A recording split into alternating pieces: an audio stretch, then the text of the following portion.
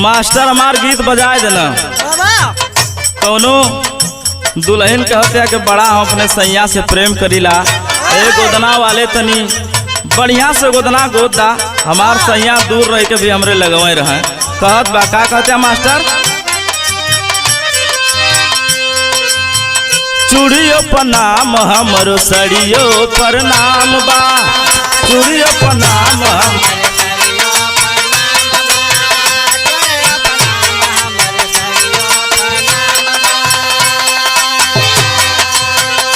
नहीं खातिर हमार जीवन तमाम बा।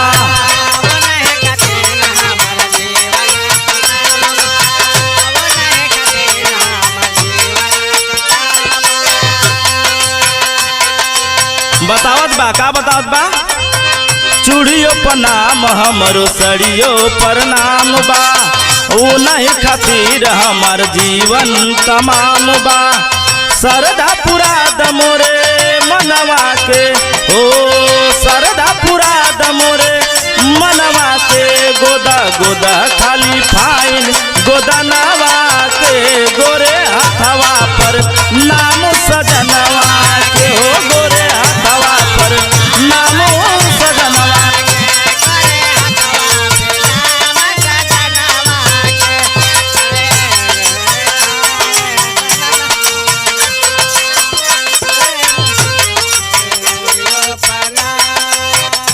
और का कहते हैं मास्टर, चटकर रखिया तू रंगवा हो,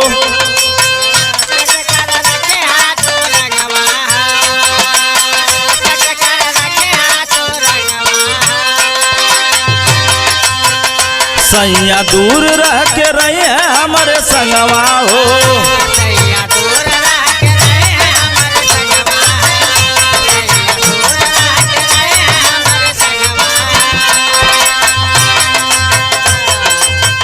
दे दब तुह के बढ़ा के रुपैया, दे दब तुह के बढ़ा के रुपैया,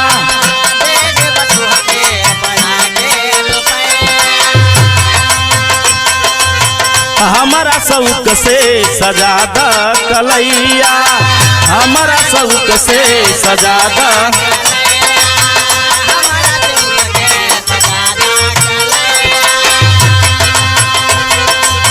शोभा बढ़ा द बदनवा के, गोदा गोदा खाली हो, गोदा गोदा खाली फाइन गोदनवा के, गोरे हथवा पर नाम सजनवा के, हो गोरे हथवा पर नाम सजनवा के।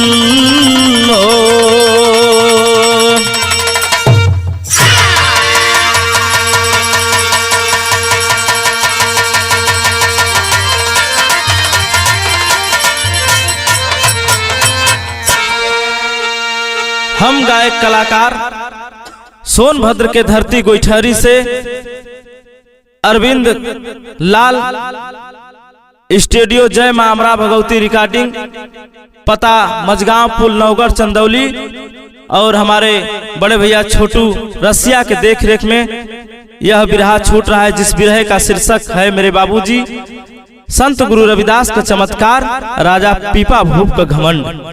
और हमके आशा ना विश्वास बा कि बाबू यह बिरहा आप लोगों को पसंद जरूर आएगा। और हारमोनियम पे संगत कर रहे हमारे बड़े भैया सजीवन भारती जी, और ढोलक पे हमारे बड़े भैया विनोद भारती जी, और कोरस संगत कर रहे बड़े भैया बबलू, और एक तरफ हमारे छोटू जी, और आदड़ी जिगना के धरती से हमारे गुलाब कवि जी, बहुत बहुत जो कि संगत देते हैं। और तिवारीपुर के धरती से हमारे छोटे भाई बाबूलाल जो कि बिरहा के बहुत ही प्रेमी हैं, आते जाते हैं और संगत में रहते हैं। और हमारे किशोरी लाल पांडे जी कवि जी, मैं उनका हार्दिक अभिनंदन वंदन करता हूं। और सभी श्रोता बंधु बिरहा के सभी बंधुओं का मैं गोड़ छू के हार्दिक अभिनंदन वंदन करता हूं।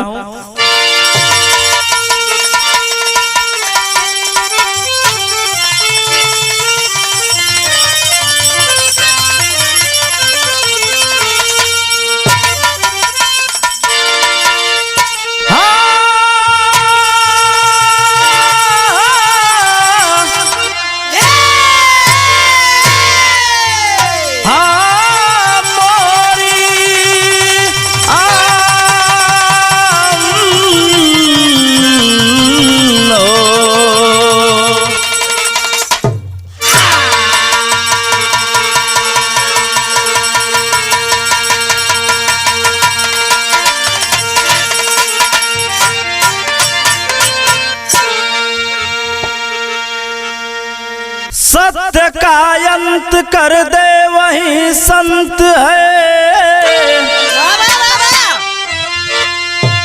सत्यता से परखर होती है जीवन की रेखा। कर्म ही धर्म है, कर्म ऐसा करो, सत्य से आती नैया किनारे भी देखो। विश्वकर्ता नमन संत रविदास की, आज गुणगान करता भी इतिहास है। साधना के शिखर सिंधु की गोद में गा रहा आज कीर्ति को आकाश है।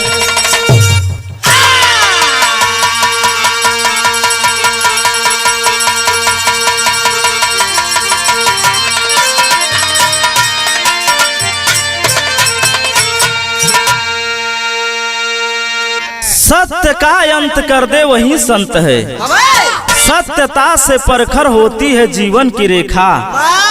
कर्म ही धर्म है, कर्म ऐसा करो, सत्य से आती नैया किनारे भी देखो। विश्वकर्ता नमन संत रविदास की, आज गुणगान करता भी इतिहास है। साधना के शिखर सिंधु की गोद में गा रहा आज कीर्ति को आकाश है।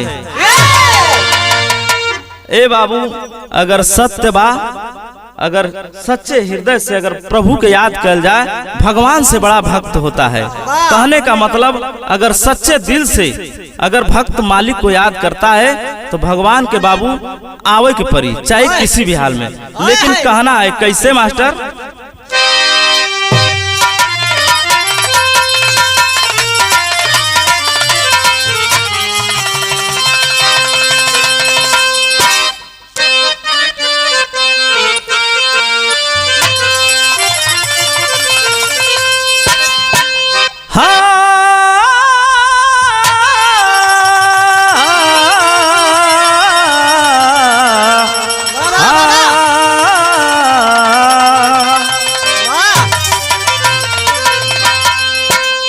हर जिंदगी में क्या रहा, हर जिंदगी में क्या रहा, हर एहसास मर जाने के बाद।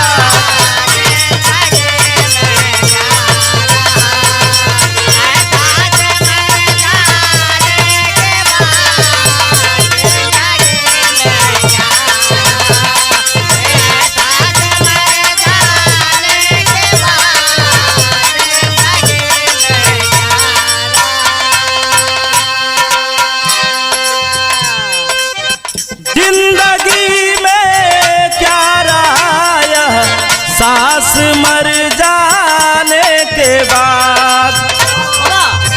आएंगे आएंगे साजन मेरे, ओ आएंगे आएंगे आएंगे साजन मेरे मौसम गुजर जाने के बाद।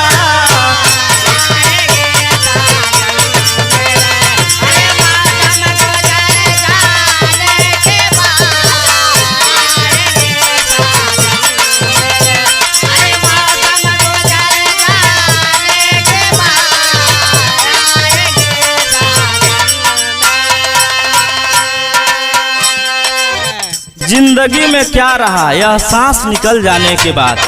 जिंदगी में कुछ हो ना है बाबू, जब तक सांस बा तब तक आस बा। अगर सांस निकल गए शरीर से तो यह शरीर माटी हो गल।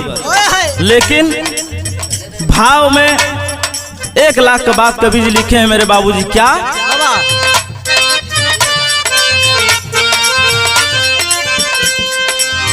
कर्म की रेखा कभी भी हो, कर्म की रेखा कभी भी मिटती नहीं इंसान की।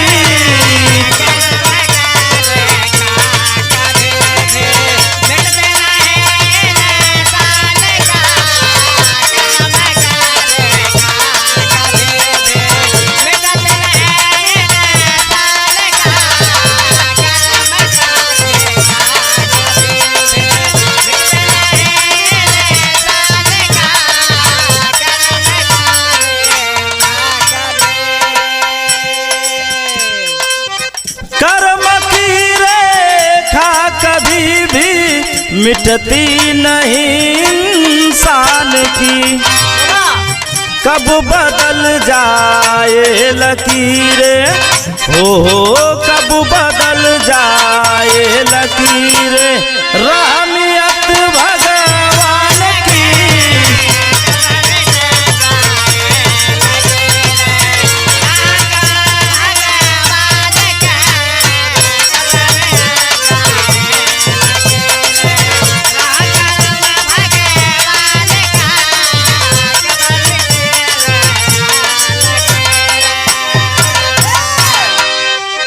ए बाबू, जे जैसन कर्म करेला ओकर वैसन कीर्ति गावल जाला। आदमी मर जाता है लेकिन कीर्ति अमर होती है। जो जैसा करता है उसका उसकी कीर्ति वैसे गाई जाती है। कहने का मतलब जे जैसन करला, जे जैसन कर्म करला ओकर नाम सदा अमर होला बाबू। और केकर किस्मत कब मालिक चमकाए दिया, कब रंग से राजा और राजा से रंग बनाए थे एक कोई जानत ना। लेकिन कहानी कहाँ खो बाबू, केकर है कैसन मास्टर आवा।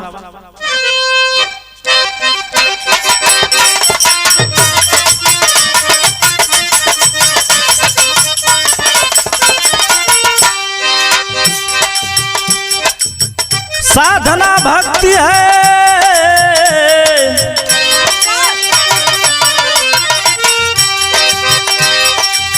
साधना भक्ति है तो ध्यान उसकी पूजा है। वंदना सिद्धि है तो शक्ति गगन गूंजा है।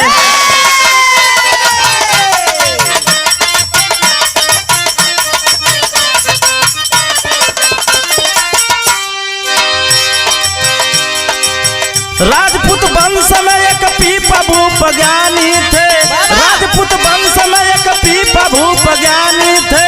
साधना उर में जगी किंतु स्वाभिमानी थे।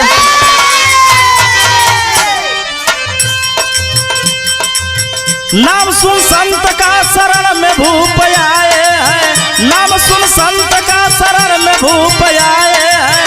भक्ति भावना में लालसा लगाए हैं।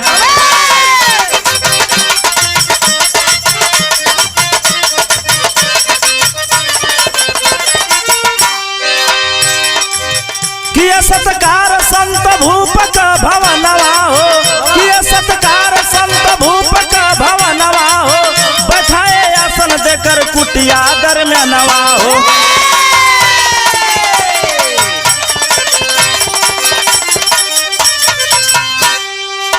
ए बाबू, बात के समझला, कहानी कहाँ खाओ केकर हो। राजपूत वंश में एक पीपा भूप नाम के राजा थे। पीपा भूप नाम के राजा रहना बाबू। राजा के पास धन दौलत रुपया पैसा सब कुछ भरल बा।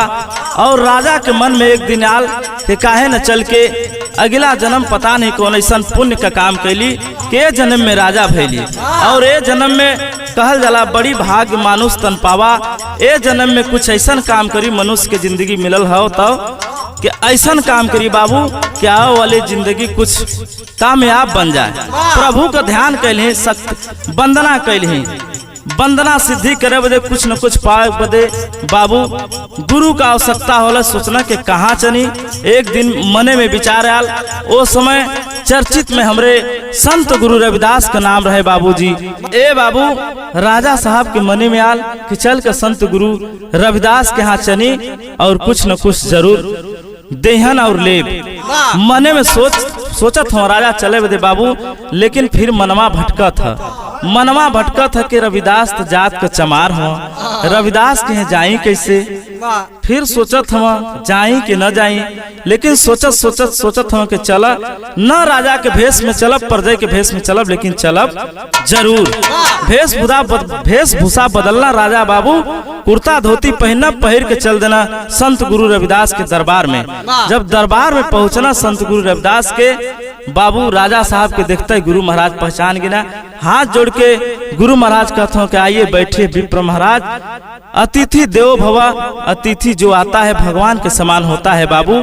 आइए बैठिए महाराज, आपके आने से हमारी कुटिया धन्य हुई। ए बाबू ओ जमाने में तो रजाई गर्दा कुर्सी रहल नहीं, कुश का चटाई रहल। कुश का चटाई दे करके संत गुरु रविदास राजा को बैठाते हैं और बैठाए के काम करने। कौन काम करना मास्टर?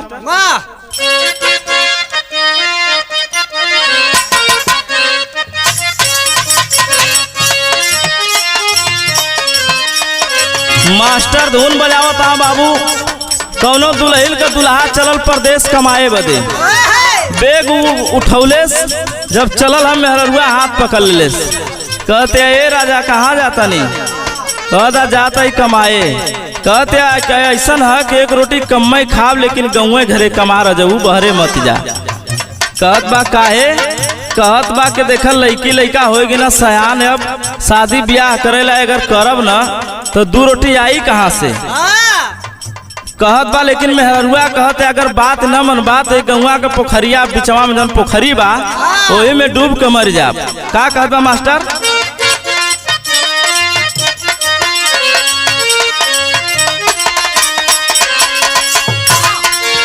डूबी मारवे राजा जईबा जब पूर्व के दसवा।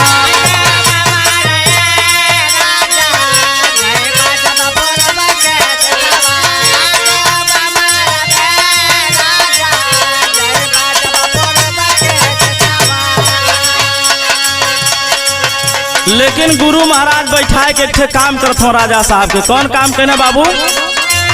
ले हो संत जी लोटिया में पानी आके,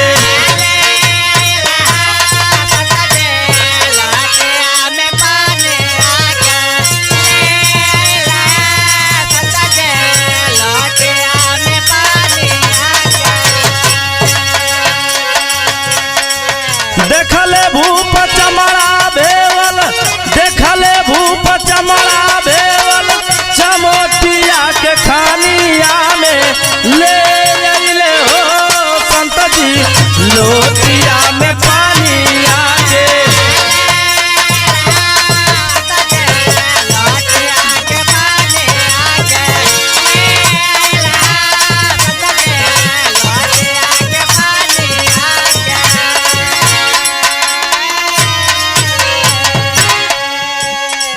संत के करमवा देखी भयल मन गलानिया हो।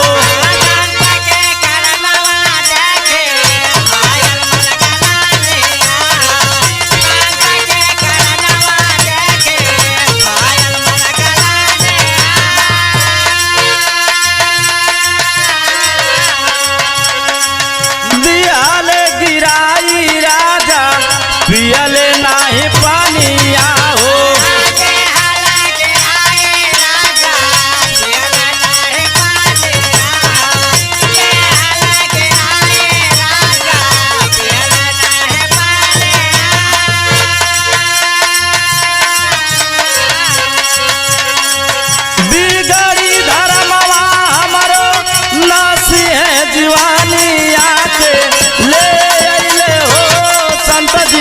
लोटिया में पानी आके।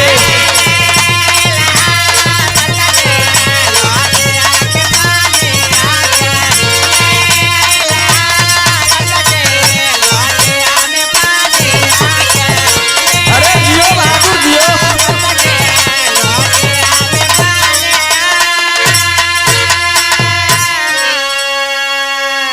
संत जी गई ना अंदर पानी ले बदे बाबू, जब पानी ले बदे गई ना तो संत महाराज का काम रहे वही नादी में चमड़ा भेवे, रोज वही के कूटे काटे पनही जूता बनावे।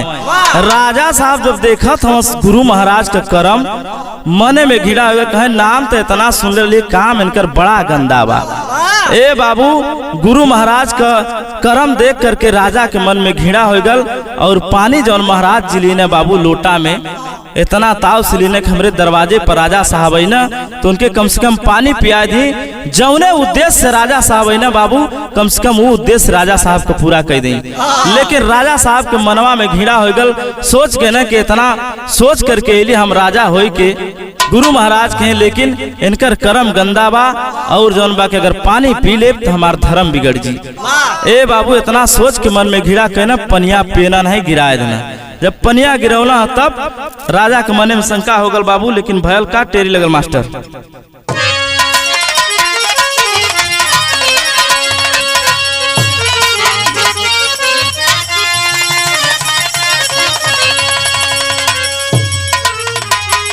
हर शंका की सुई सूल बन गई।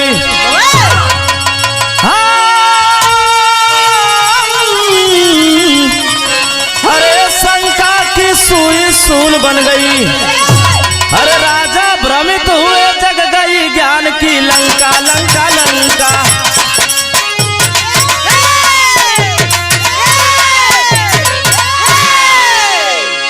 शंका की सुई सूल बन गई, राजा भ्रमित हुए जग गई ज्ञान की लंका।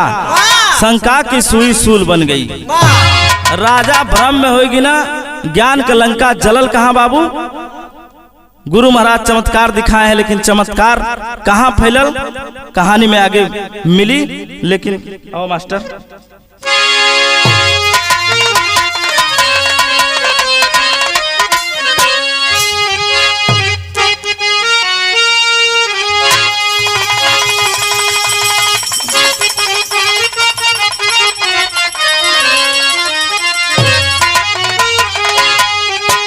दुल्हन का दुल्हा गौना कराए के चल गल परदेश से कमाए।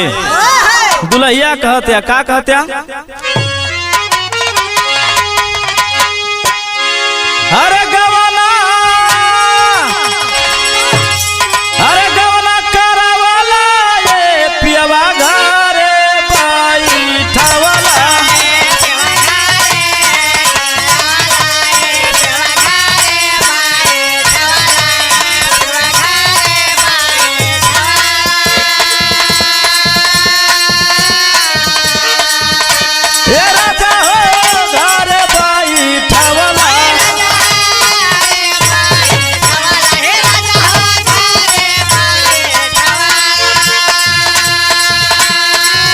अपने बसेला पिया हो, अपने बसेला पिया हो, जाई के पूर्ववा।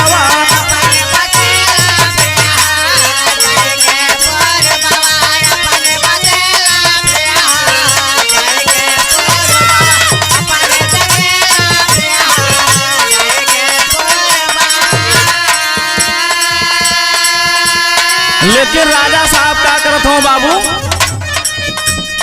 पियले नहीं पनिया बाबू राजा तवने छनवा।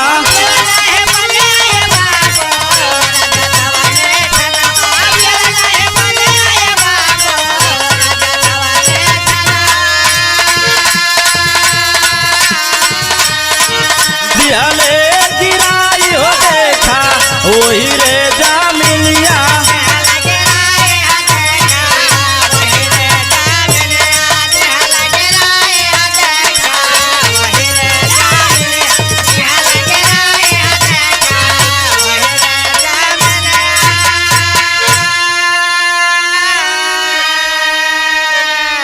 राजा साहब पानी पीना नहीं बाबू, वही जमीनी पर गुरु महाराज का ध्यान थोड़ा सा यार और बटल है बाबू, धीरे से लाते का पानी ढकेल देना।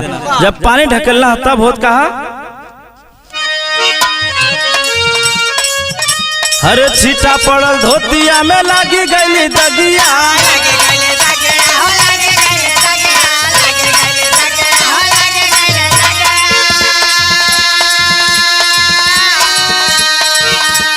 कर महीना राजा के तब फूट गईली भगिया,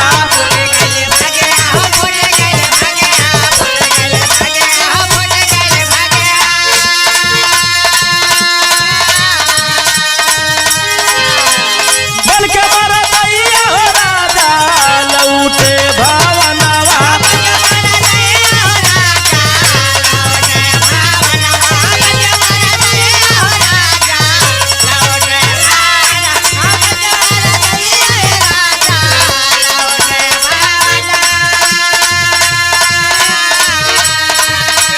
कहे साफ कई दहो धोबिया हमारो बसनवा,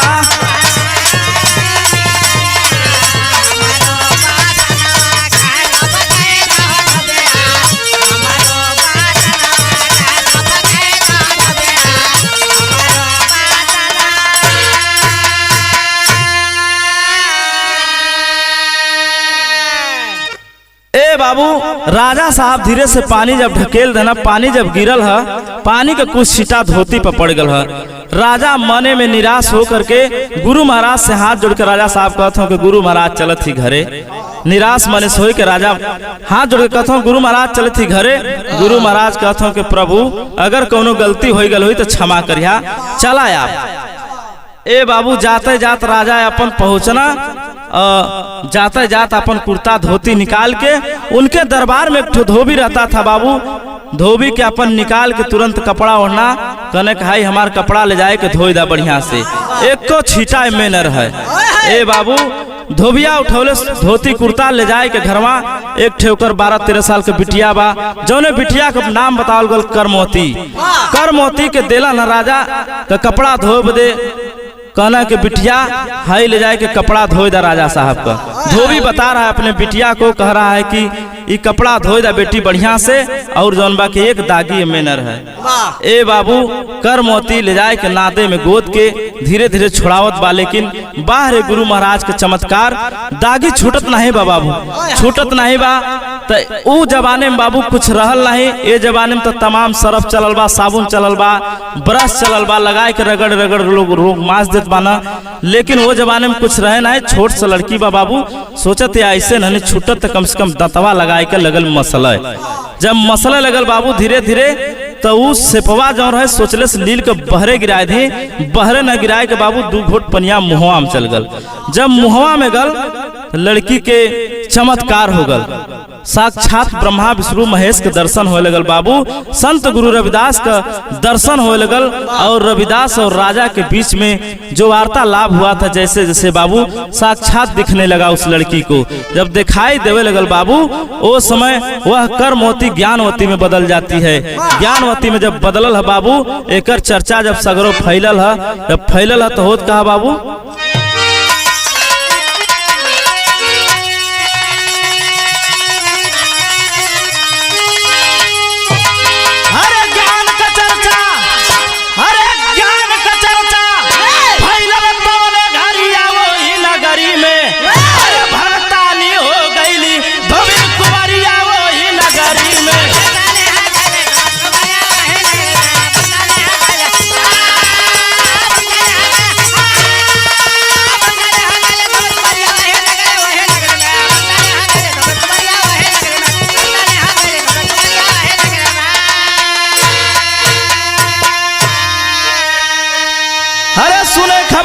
पीपा भूप देखल चले हर साई हो, अले तो ज्ञान का हजारों शिक्षा, भक्त रहे मन लाई हो। अरे हाथ जोड़ के, अरे हाथ जोड़ के गिरले भूप पैरिया वही नगरी में, अलग बताने कारण तवने घरिया वही नगरी में।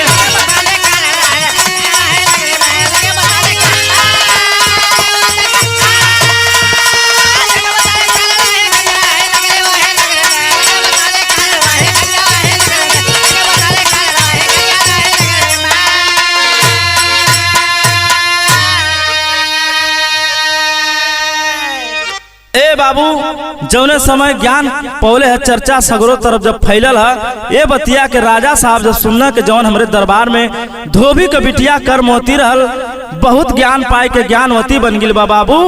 इतना बतिया जब सुनले हो ज्ञानवती के पास पहुँचलन है और पूछत हो कि बिटिया ये ज्ञान कहाँ पौलू। ए बाबू लड़की बता रही कि महाराज ये ज्ञानवा आपे की वजह से मिलल है। ए बाबू इतना बतिया जब लड़कियां बतौले कर्मवती, राजा साहब घबराए न, कहना हमरे वजह से ज्ञान कहाँ, कहा हमरे वजह से हम यहाँ से लेकर काशी तक घूमेली, हमके ज्ञान ना मिलल और हमरे वजह से कैसे तो के ज्ञान मिल गल। लड़कियां बतावत बा कि राजा साहब सुनिए आपके वजह से कैसे ज्ञान मिला। आल्हा लगल मास्टर कैसे।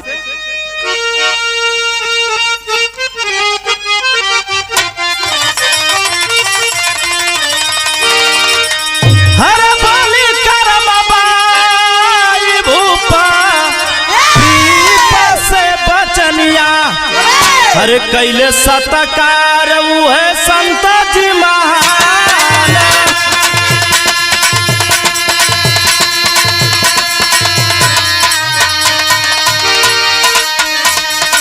अमृत पिपलिया गिरवल राजा जनिया,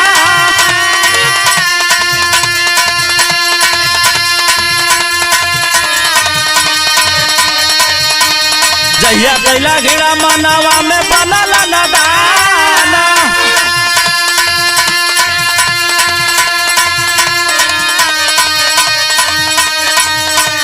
अमृत पिदगिया के पियली हम पनिया,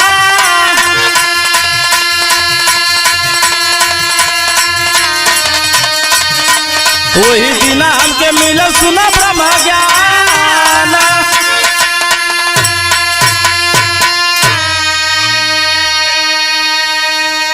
कर्माबाई बतावत या महाराज जौने दिना संत गुरु रविदास के पास मने में श्रद्धा लेके गईला के चने कुछ गुरु महाराज के कुछ सीख के आई गईला, तो गुरु महाराज के कर्म देख करके तोरे मन में घृणा आई गल। जब मने में घृणा आयल, गुरु महाराज जौन पनिया लोटवा में देले रहना बाबू, वो कोनो साधारण पानी ना रहल, वो अमृत हपी पानी रहल। राजा जब गिरौला पनिया वह पनिया का छिटवा जौन तोरे धोतिया पे पड़ रहल महाराज, वह धोतिया के दगिया छोड़ावे में 2 घोट पनिया हमरे मुहवा में चल गल। जब मुहवा में चल गल तो वही दिन हमके ब्रह्म ज्ञान हो गल। जब इतना बतिया लड़कियां सुनले से तब राजा अपने मनवा में सोचत हूँ, का सोचत हूँ, अरे सोचे भूप मनवा में भारी भूल कैली,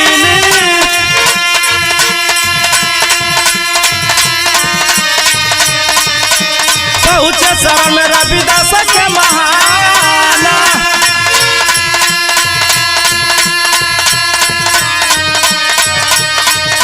हाथ जोड़ के माफी मांगे संत के सरानिया,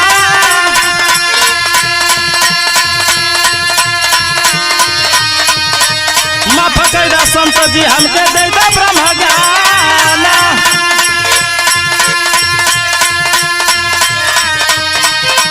शिष्य बन के दिनवा बितावे लगले राजा, यदि भक्ति भाव साथे हमके जीवन दान,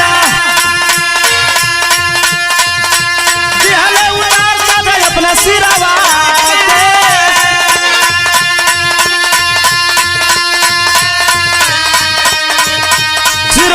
उपाधि जग में पाए है महान।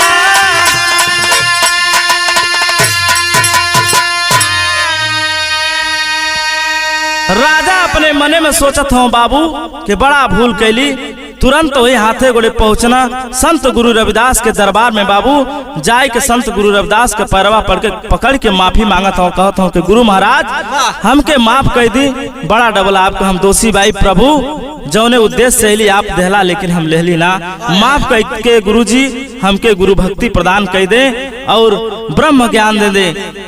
गुरु महाराज कहते कि राजन यह सब हर वक्त नहीं मिलता है, उस समय हमारा मूड कुछ और था, हमने आपको दिया आपने लिया नहीं, तो ये हमरे बस में नहीं बा।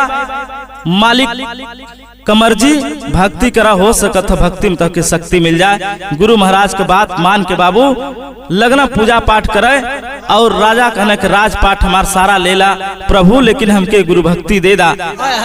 सिर के ताज उतार के लगना देवे। गुरु महाराज आखिर के पर्दा हटाव बदे बाबू जौन छुड़वा काटल जला, पनहिया काटल जला, छुड़वा उठाए के सरवा में लगाए के रगड़ना हर हर हर खुनवा निचवा गिरत है बाबू। लेकिन राजा के आखिर देखा था कि खाली हीरा मोती चमकत है। ए बाबू उसी दिन से संत शिरोमणि रविदास नाम पड़ा। लेकिन राजा साहब कैलन का बाबू खड़ी लगल।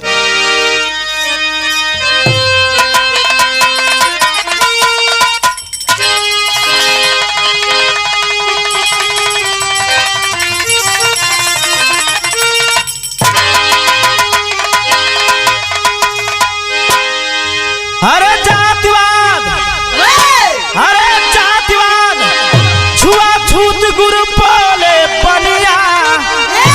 अरे पीपा भूप से बन गए पीपल दास जगत में सनिया।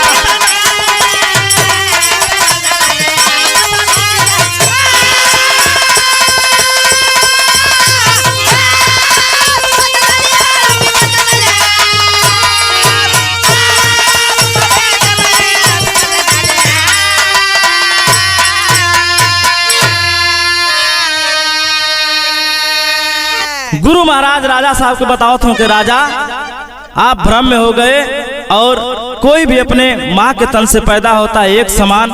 जितने घंटे के रात राजा आप बिताते हैं उतने घंटे की रात मैं भी बिताता हूँ।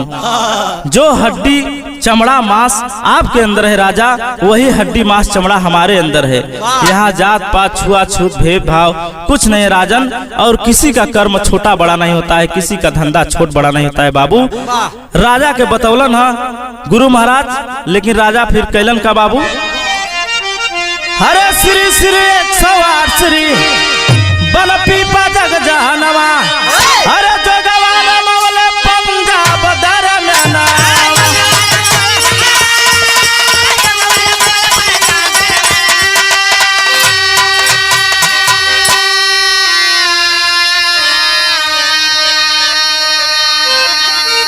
हरे मठाधीश, अरे तो मठाधीश बन गईले पिया के पनिया। अरे तो पीपा भूप से बन गईले पीपल दास जगत में सनिया।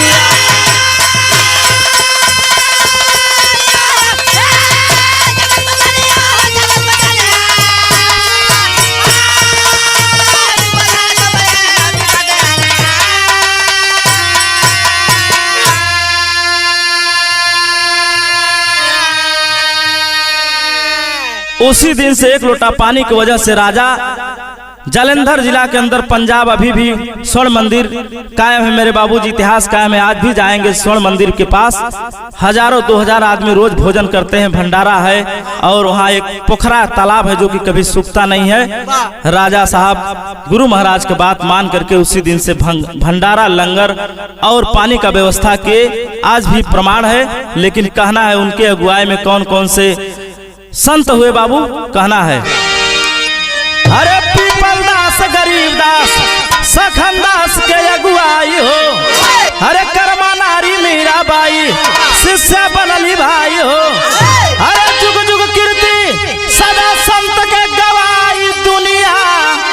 अरे तो पीपा भूप से बन गए पीपल दास जगत में सनिया।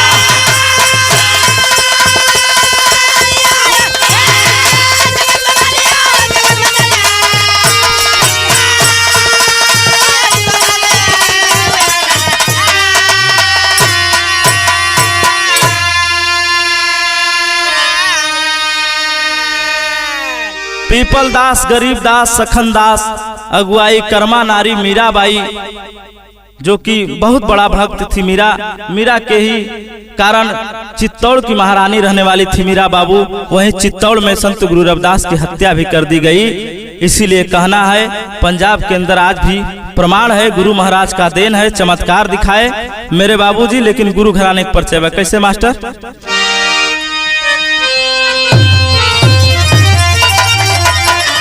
हरे गुरु बिहारी गुरु गणेश धन संत रविदास। कवि चंद्रिका नवमी के दिहले ज्ञान प्रकाश, अरे शंका की सुई सूल बन गई।